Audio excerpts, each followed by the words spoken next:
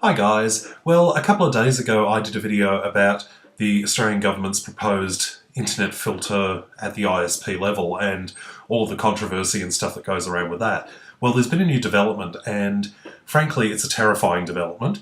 The Australian government has proposed an addition to this whole plan where they want to be able to record all internet activity done by people, including what websites people visit. They want to record people's emails. They're going to do all of this at the ISP level.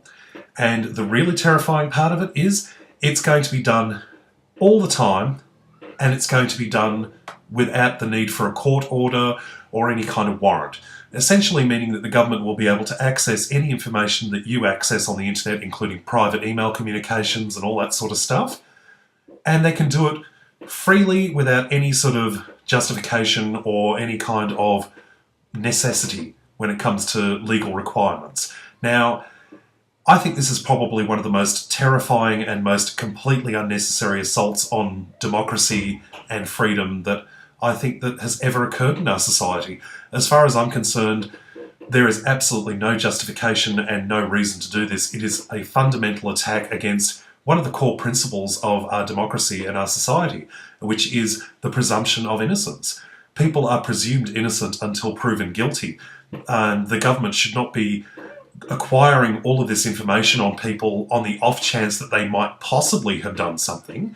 The way it works at the moment is that if they suspect that you are engaging in some kind of illegal activity, they can apply to the courts to get a court order and a warrant, so they can go to the ISP and start recording your information about what websites you visit and all that sort of stuff. But under this new proposal, the government would be able to do this basically constantly and keep the records for anywhere up to 2 years or even longer, depending on how they choose to frame this law. And they're claiming that it's based on a model that's being used by the European Union. However, the European Union doesn't have anywhere near this much power.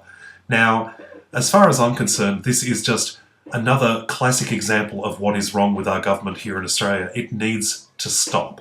There's an old saying, people should not be afraid of their governments. Governments should be afraid of their people. And never have those words been so true. As far as I'm concerned, if this government decides to go into this election this year with these policies, including the ISP filter and this horrifying attack on personal privacy, then they will not make it through the election. Anyone who votes for this kind of revolting assault and revolting conduct and completely unnecessary attacks on personal freedom and privacy, then they're going to live in a world which is basically fascist. And I don't see how anyone could possibly want to be a part of a society that basically assumes that everyone is guilty until they are proven innocent. And that is a horrifying way to live. So all I can say is that you seriously need to consider where you're going to be placing your vote when the federal election comes at the end of this year.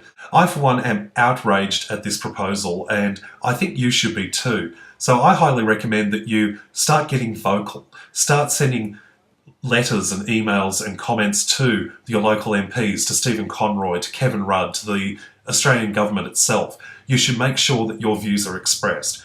Make sure that they understand that this is not a popular decision, that this decision could seriously disrupt what our society stands for freedom, for everything like that. It just has to stop. This kind of domineering, fascist kind of behaviour is completely out of control and it must stop. So leave me your comments below, telling me what you think about this whole situation. I'd love to hear your opinions. I'll talk to you later.